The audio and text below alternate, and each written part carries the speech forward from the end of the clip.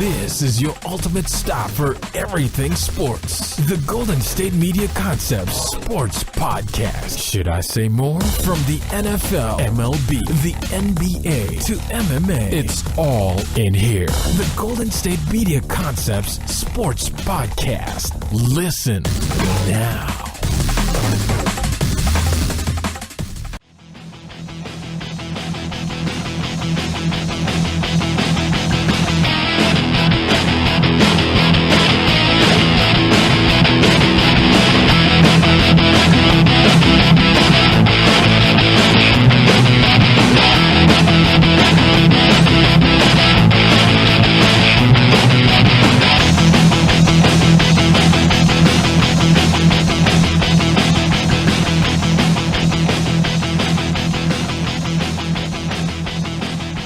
Hello, everybody, and welcome to the GSMC Sports Podcast, brought to you by the GSMC Podcast Network. I am your host, Jeff Malinoff.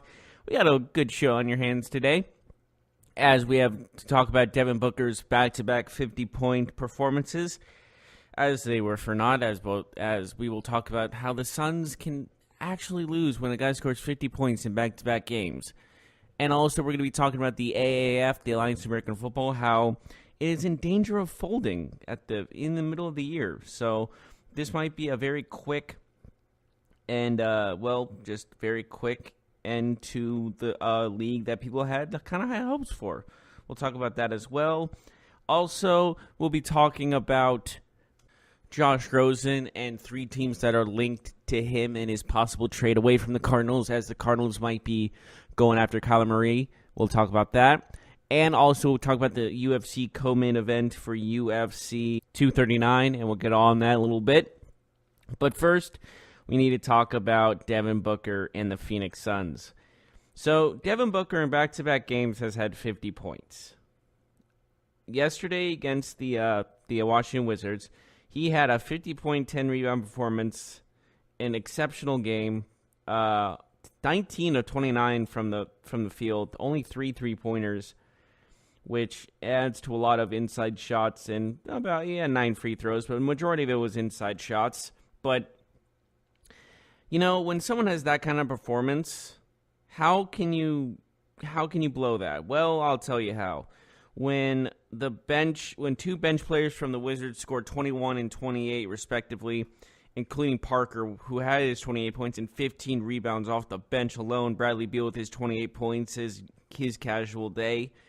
And it just shows that defense or offense cannot replace how good the defense is. And my lord, there was a lot of problems with the defensive side, definitely for the Phoenix Suns. And maybe that's why they're in dead last in the West. And, of course, they're always in a tougher schedule compared to the lower Eastern Conference like the Knicks and the Cavs, and that's kind of true. But overall, you are looking at mainly just a complete would you call it a collapse? Maybe a collapse is a strong word. Maybe more along the lines of just not like they just need more players to obviously like they are okay, DeAndre Ayton's our guy and Devin Booker's gonna be our guy, but maybe obviously they try to build a team around Devin Booker. That's the obvious statement.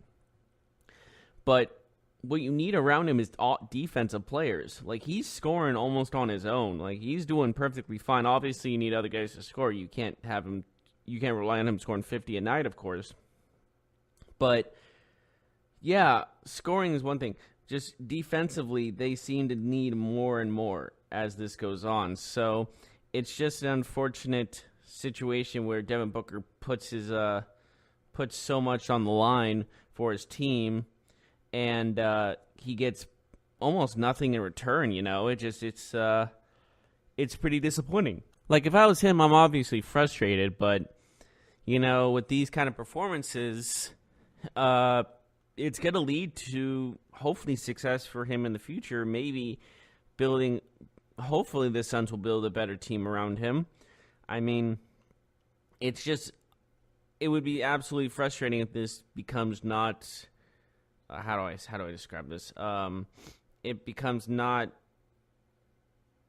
It's all for nothing. Basically, is what I'm trying to say. Is like, is this going to be all for nothing, or is this going to be like a sign of things to come?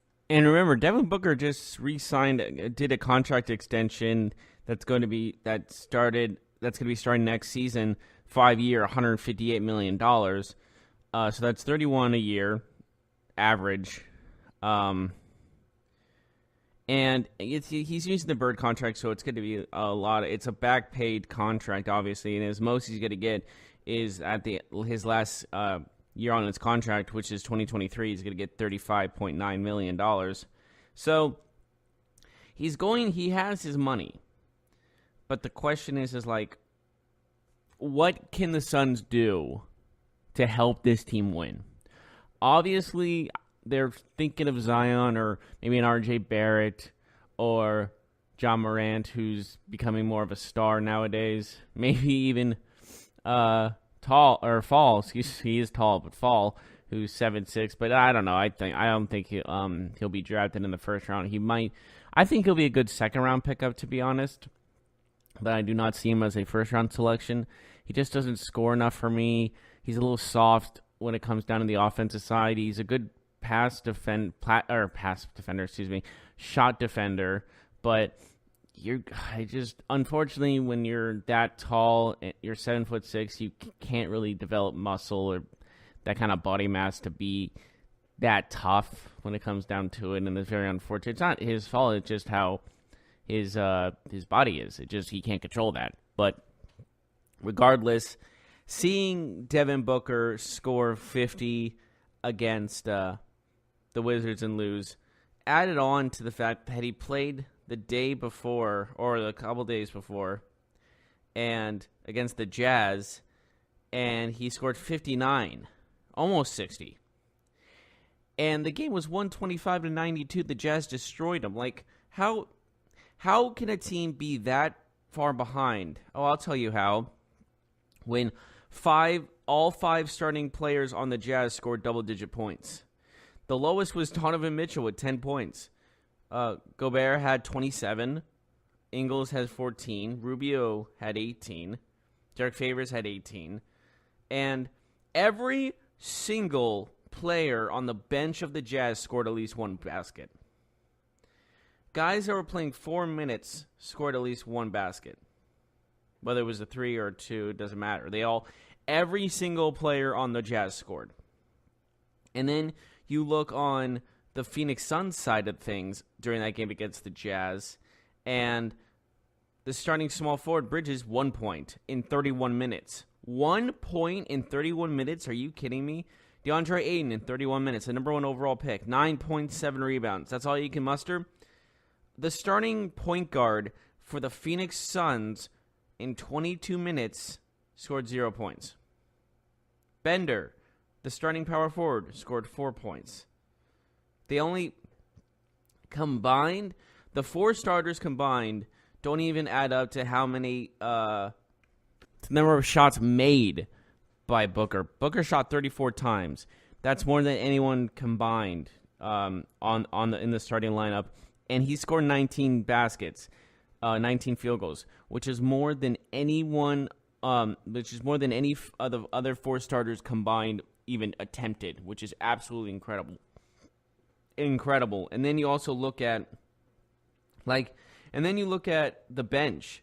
Jimmy Fredette, of course, returning to the NBA. He goes 1 of 10. At least he shot 10 times. At least he's trying to shoot.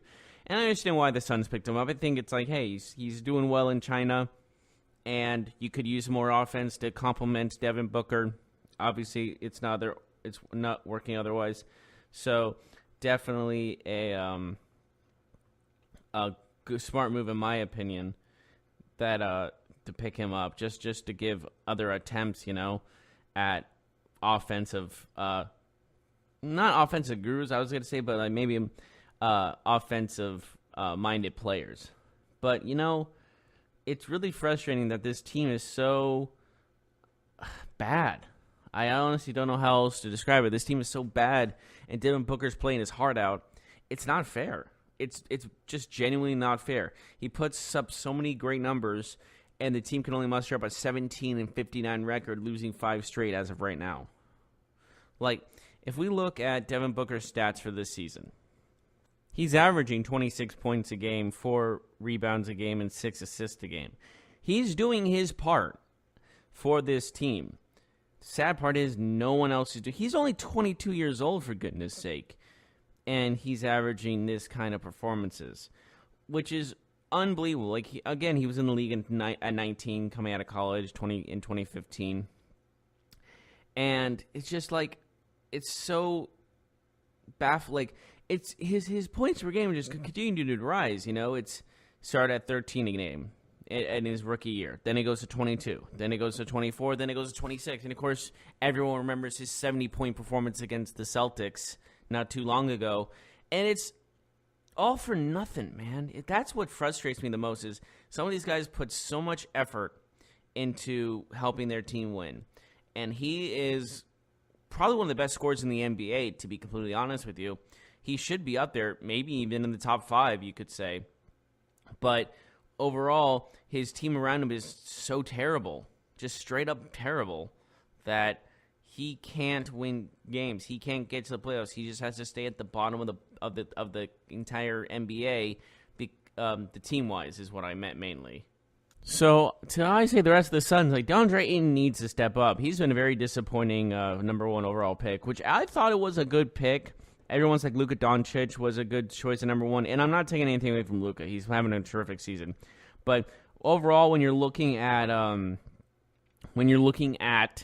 the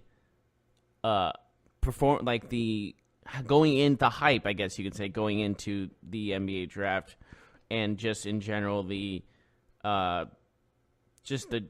generality of just how coming out of college versus coming out of Europe is one thing. So just like that's the controversy right there. Is like, is it better to come out of Europe and play in overseas, or is it better to play in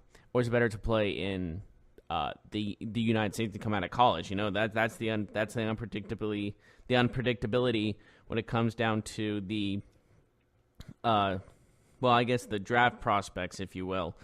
And I guess Luka Doncic kind of shows like maybe, just maybe, playing overseas is the better choice when you're looking at just being better as an NBA player in general, not just looked at as a high prospect.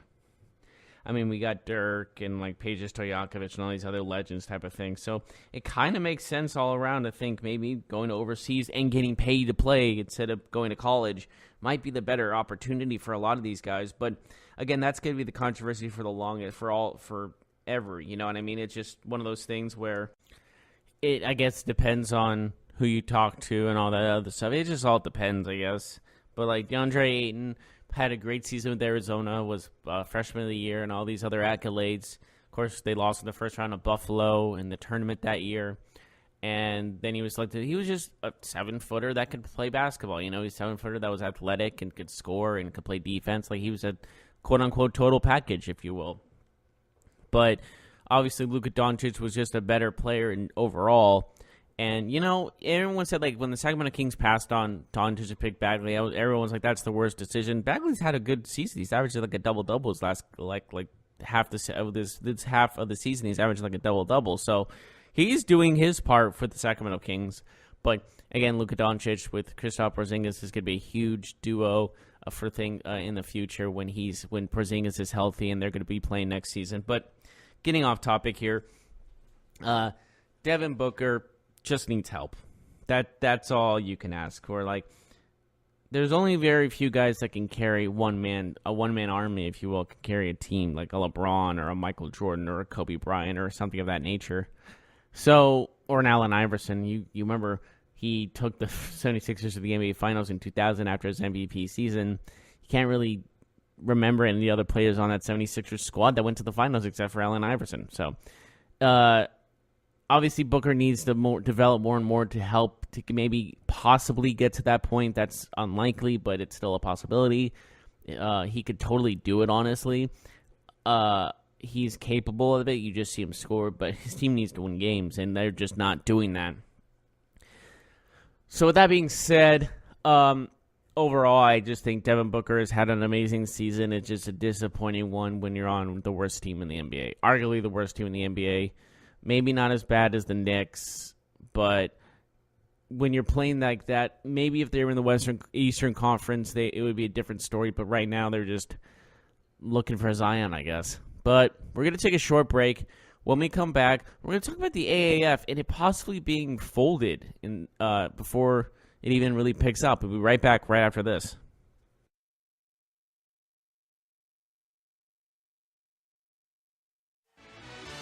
Are you looking for the very best NFL and college football podcast? Then check out the GSMC Football Podcast. Get the latest football news both on and off the field. From the NFL Draft to trades to the rumor mill to the NFL Combines, they got you covered. That's GSMCpodcast.com/football-podcast. Get updates on college rivalries, game day insights, and much, much more. It's football talk the way you want it. This show eats, sleeps, and breathes football. Don't forget to like them on Facebook and follow them on Twitter. Visit GSMCpodcast.com for more info.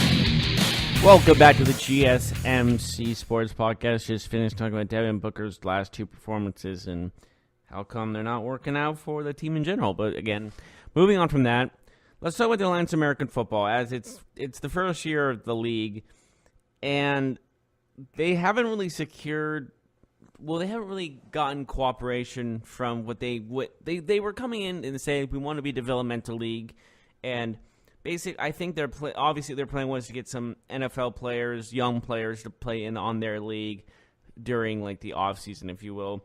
But they haven't really gotten cooperation from the Players Association to do that, and now they're in danger of folding. Tom Dundon, the league's majority owner, who in February invested $250 million into this league. This is his quote. If the players union is not going to give us young players, we can't be a development league. We are looking at our options, one of which is discontinuing the league.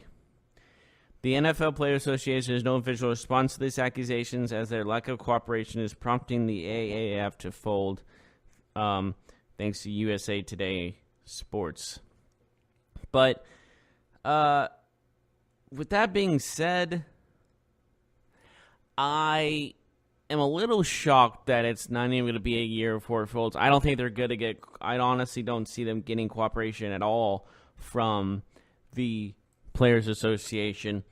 I just think it's like more along the lines of not risking injury and things like that, more or less. So with that being said, I think this might be a one and done. I don't really see it as a really a continuation of a developmental league. I don't see it happening, to be completely honest with you. Basically how I see it going down is they're just gonna fold after this. It's like, it would be surprising, honestly, of how everything's going down right now, to see them in a championship game, because obviously they have to pay a lot of money to get a championship game going, but they might be able to get through that part. But I guess if this folds at the end of this season, if this does not work out, this is an abject failure. This is like Johnny Manziel. He just signs with the Memphis Express to play back in the States, and they might be folding before he even really gets started. And regardless of how everything is going down on the field and how the style of play is, it's in general, just not working out because, well, of course, money issues. And it's always going to be an issue. If you're not the NFL, a multi-billion-dollar product, you're not going to be very successful. Obviously, they didn't try to compete with the NFL. They tried to work with the NFL, like how most failed because they wanted to compete with the NFL, like the USFL and the XFL, the first incarnation. As we are getting a second incarnation of the XFL for 2020, so it's coming up very, very shortly. And, you know, with that being said, they said they wanted to compete with the NFL, so I think it's going to fold just like the rest. I don't see it as a big potential, like, best second league that can compete. Like, it's like WWE and WCW. No, it's not going to be like that.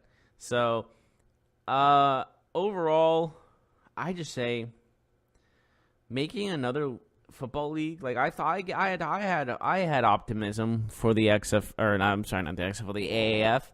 I liked their first couple of games. I was intrigued, but then I kind of lost interest really quickly because, like, again, player names aren't very high, and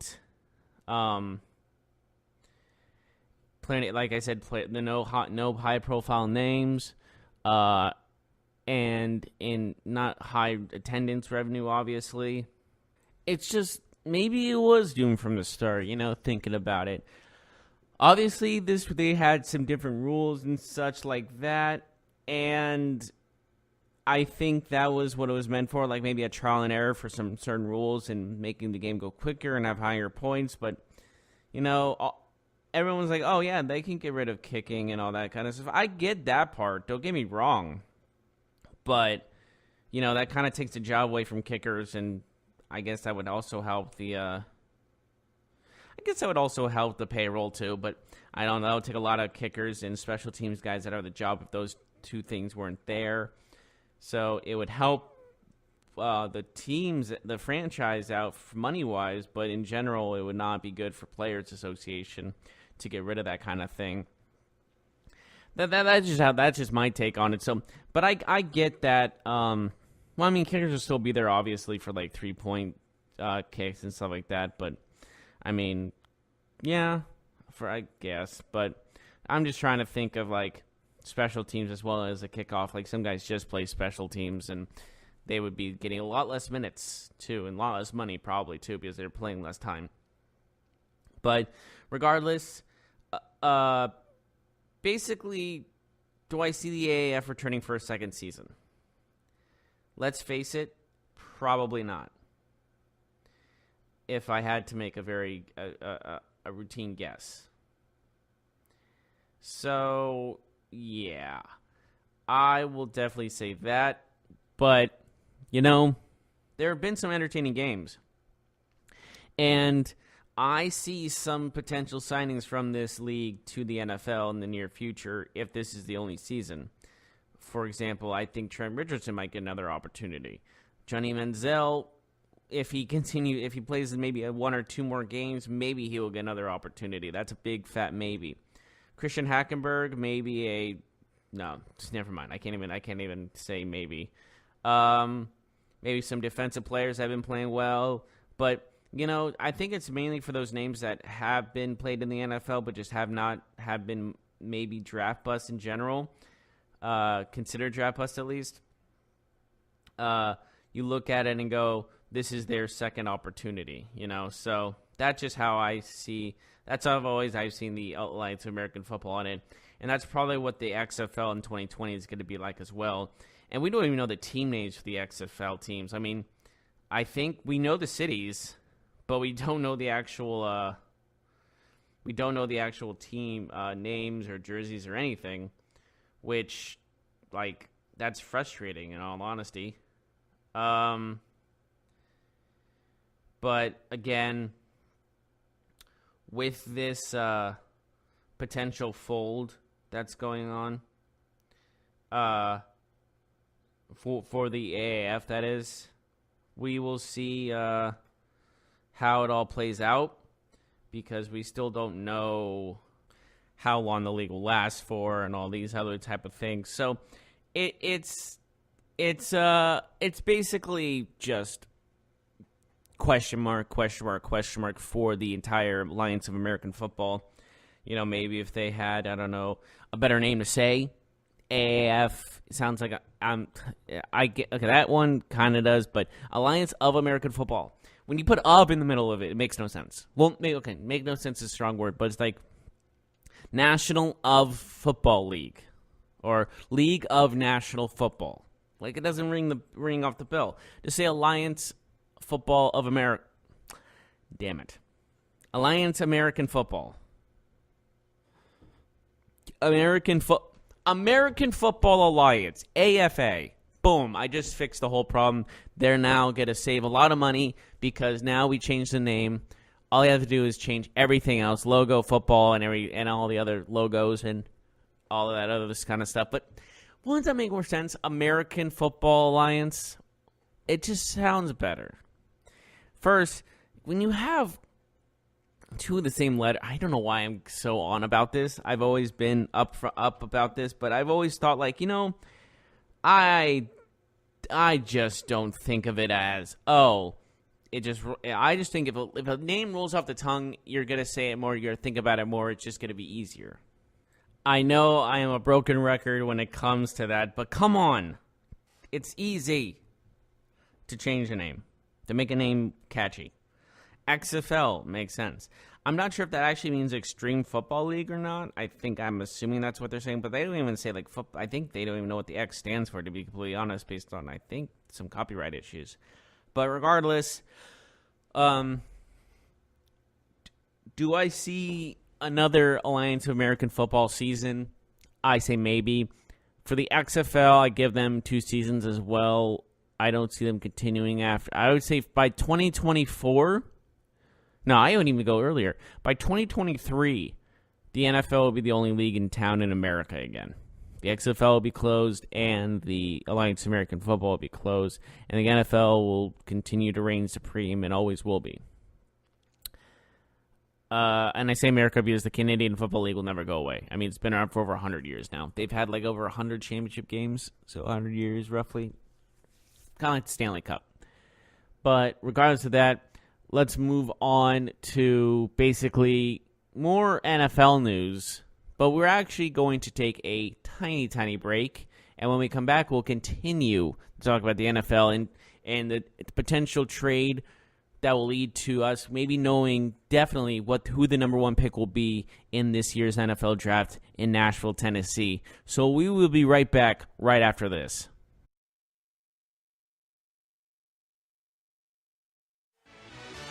Check out the show that's built on the MMA. From the UFC to extreme cage fighting, they got the fights covered. Check out the GSMC MMA podcast. Get the latest news on past or upcoming fights. Join us as we talk to and about some of the biggest names in the MMA, past, present, and future. When it's the fight game, there's just one show to check out. GSMCpodcast.com/MMA-podcast. Don't forget to like them on Facebook and follow them on Twitter. Visit GSMCpodcast.com for more info.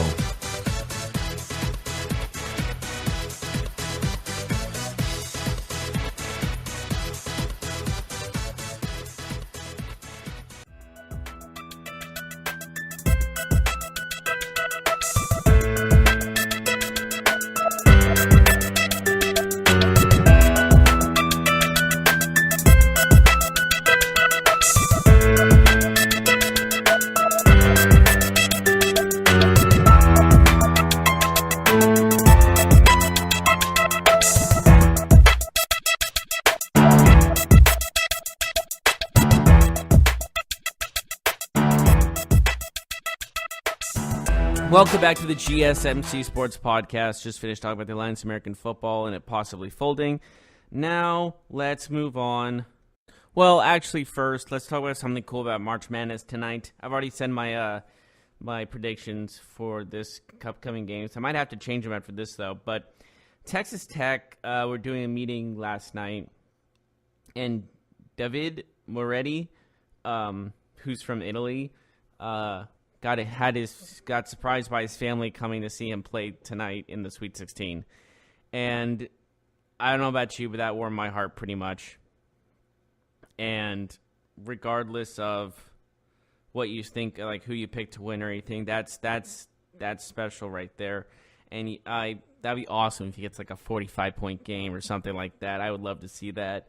You just love gestures like that in where it's bigger than the game. You're playing, obviously, basketball, you're playing for something bigger than yourself. 9 times out of 10, you're playing for someone else you care about or your teammates that you deeply care about. And that's just a special moment I love to see. And I think we all enjoyed that kind of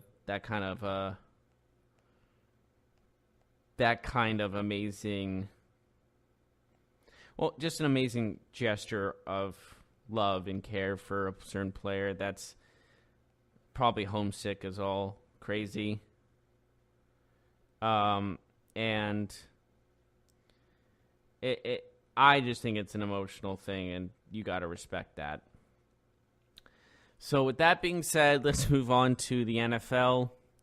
As Josh Rosen, there are 3 teams that seem to be the most interested, as in they're going to offer the most or the best, I guess, for Josh Rosen. As he was the number 1 pick out of UCLA, he was arguably going to be the number 1 selection at one point. But now he might be one of the quickest trades from a first-round quarterback to another team in history, like 1 year. I don't think that's ever happened before. Usually you give them a guys 2 or 3 years. But, of course, with a new coach and just a new atmosphere and a new setup and all this kind of thing, things are going to change. And from Kingsbury going, Josh Rosen's our guy, to he loves Kyler Murray to death, apparently. He probably has pictures of him in his room, creepily. But allegedly. I would just say alleged. But regardless, I think it's going to that point where you're looking at it and going, it seems like it's destiny that this is happening. It seemed like this was already going to happen. And in regards to just how Josh, it wasn't Josh Rosen's fault how he played last year anyways. He had a very bad team around him. So Kyler Murray's probably going to the worst case scenario in all things considered. But, you know, being the number 1 overall pick is a gift, if you will. And this used to be the, quote, Nick Bosa sweepstakes. Now this is the Kyler Murray draft with Nick Bosa. So, going back to the 3 teams that are interested, it's reported that the Patriots, the Chargers, and the Giants are the ones that are most interested. For one, both the Patriots and the Giants seem to be already slam dunks to go after them. But the Chargers is interesting, I guess, because Phillip Rivers' career is winding down, of course, and they're looking for a heir to the throne, if you will. And, you know, I know he doesn't really have a choice in the matter. Josh Rosen, that is. It's not like Antonio Brown's situation. So, let's look at all 3. 2 teams are playoff teams, the Patriots and the Chargers. One will be behind you'll be either behind Tom Brady with Bill Belichick as your coach, or behind Phillip Rivers with a defensive-minded guy as your head coach. Obviously, the better situation probably for Rosen would be New England, just to work with Belichick, and he's just, I mean, look with Jimmy Garoppolo. That just speaks for itself, his contract and his future, what would it hold for Josh Rosen. And then also you're looking at the Giants. Eli Manning's career is coming down to an end very soon, probably by next season, honestly. And you will probably take the reins quicker in New York. Quicker in New York than anywhere else than the other 2. But will you have a better opportunity in Los Angeles with the Chargers or New England rather than New York, where you're going to probably be giving the ball to Saquon Barkley more often than you're going dropping back for a pass? So that's a tough one. So New York is the short-term gain, as in starting quicker than the others. Patriots is probably the longer game, because Brady said he's not going to stop until he's like 45, and he's 41, so he's got another 4 years supposedly in him. And then you work with Belichick, and you develop under Belichick, and then maybe Brady works with you, I don't know. And you probably become a better quarterback overall.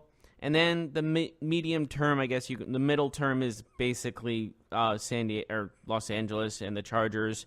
Phillip Rivers, probably his career is ending soon. Maybe not as soon as Eli's, but soon. And with that being said, you have another good team around you. You can probably develop, maybe not as well as you can in New England, but you can develop nonetheless. So basically, number one best situation is New England. Number two is Chargers. Number three is the Giants to me. As the Giants is a quick gain, but a little more high risk, while the Patriots are the better option overall, just based off getting better, a lot less pressure on you off the bat. But once you are the starting quarterback, you're going to have a lot to live up to, of course. But you will be very developed by the time you're in that position, most likely, and be working with Belichick for a number of years. And I think he would be ready by the time he'd be under center starting for the New England Patriots if it came down to that. Now, it looks like there's also reports they're offering second-round picks for Josh Rosen. So that's a pretty good deal if you ask me. I didn't expect them to trade a first-round pick. Honestly, if either of those teams going to trade a first-round pick, it was going to be the New England Patriots, because that's the number 32 pick. So it's not as, I guess, juicy as you can say as the others. But man, just if you're taking a second-round pick for one of those teams, that's a good deal in my opinion. If you're set on Kyler Murray, if you want Kyler Murray as your guy, you get an extra second-round pick. You could probably get an offensive lineman or a wide receiver to complement with him and help him get better quicker by drafting properly and drafting for his sake, for his key components, and offensively, of course. And then with your second round pick, you can probably get a good defensive guy just to even out your lineup and really make it into a good rebuild draft and be competitive for the future. Obviously, it'll be a rough couple of years for the Cardinals, but I think with the right trade, if they do take a second round pick, I think that would be best, or not, maybe not best, but I think that would be a huge opportunity for them, definitely, just due to the fact that you can build. If you get 2 second round picks, that is definitely helpful for your team for the future, especially with your new quarterback in line Kyler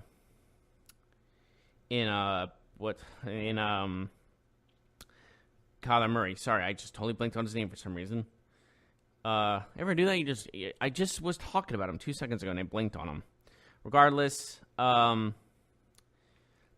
finishing up with that, there's also good news if this trade goes down for another team in the San Francisco 49ers, because they might get their edge rusher in Nick Bosa, and complementing it with Dee Ford, and then with DeForest Buckner in the middle might be the best case scenario for the 49ers if the Cardinals really do pull the trigger on Kyler Murray.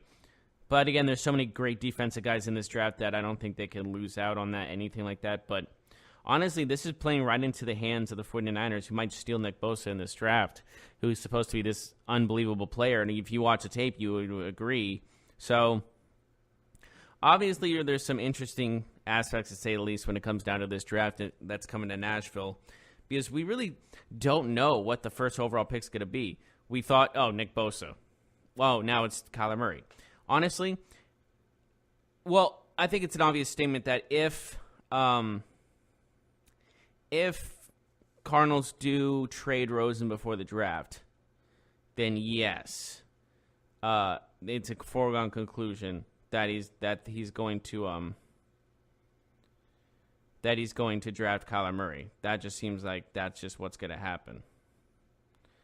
But if they don't trade Rosen by the NFL draft, then who knows what's going to happen. They might trade Rosen during the draft at one point just because they really don't know what the trigger they're going to pull on. So with that being said, we're going to take another quick short break, but when we come back, we'll finish up the day with anything else that needs to be discussed in the world of sports. So we'll be right back right after this.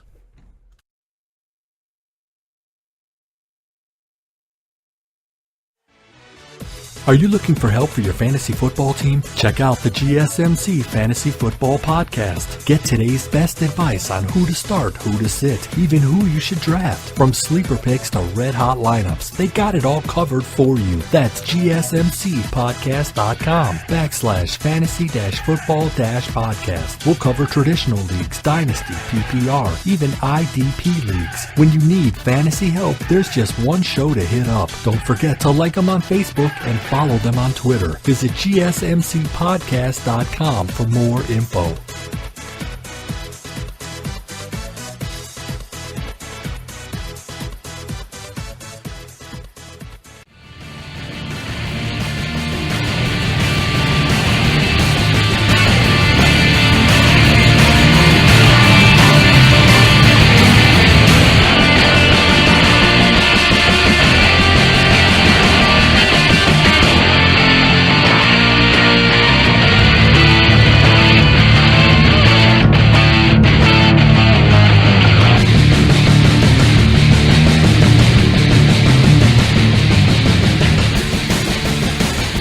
Welcome back to the GSMC Sports Podcast. Let's finish up the day with UFC 239 as we have a co-main event as John Jones would take on Thiago Santos and Amanda Nunes versus Holly Holm. The battle of the Ronda Rousey killers. Oh, no, that kind of sounds like they committed murder. Okay, the battle of the Ronda Rousey. I beat the Ronda Rousey to a pulp in the first round club. Yeah, that sounds about right. The I beat Ronda Rousey to a pulp at first round club. Amanda Nunes versus Holly Holm.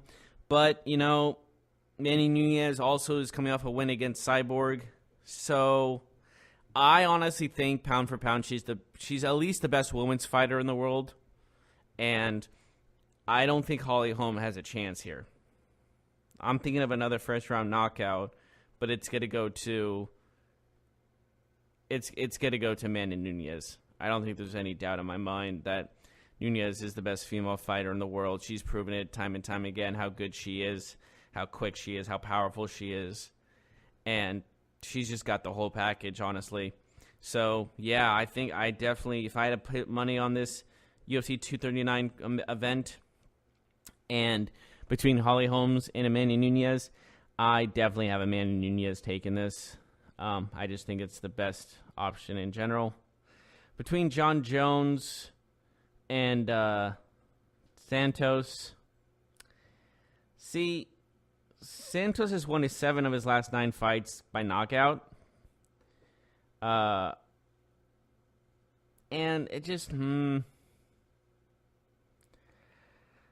The thing is with Jones is he's always been a very big question mark to me. Not on his fighting ability. That's not the problem. If he's fighting and he's healthy, I have him 100%. But when it comes down to it, we got to worry about the in the past, the drug fails and all these other things that have happened to him in the past. So if there is something, you can never really say that a guy's definitely going to be at a fight or not. And especially with John Jones, it's a very big question mark, to say the least. But if I had to make a bet, like I said, I'm picking John Jones still. And just overall, based on that, it's the case of he's still an amazing fighter, and when he's in that octagon, no one can touch him. But he's beaten more outside the octagon than inside. That's just the bottom line, and that's what you got to really think about when it comes down to John Jones and his fights. So we'll see how everything turns out.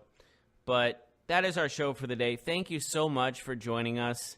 And as always, I'm Jeff Malinoff, and I'll see you next time. You've been listening to the Golden State Media Concepts Sports Podcast, part of the Golden State Media Concepts Podcast Network. You can find this show and others like it at www.gsmcpodcast.com. Download our podcast on iTunes, Stitcher, SoundCloud, and Google Play. Just type in GSMC to find all the shows from the Golden State Media Concepts Podcast Network, from movies to music, from sports to entertainment, and even weird news. You can also follow us on Twitter and on Facebook. Thank you, and we hope you have enjoyed today's program.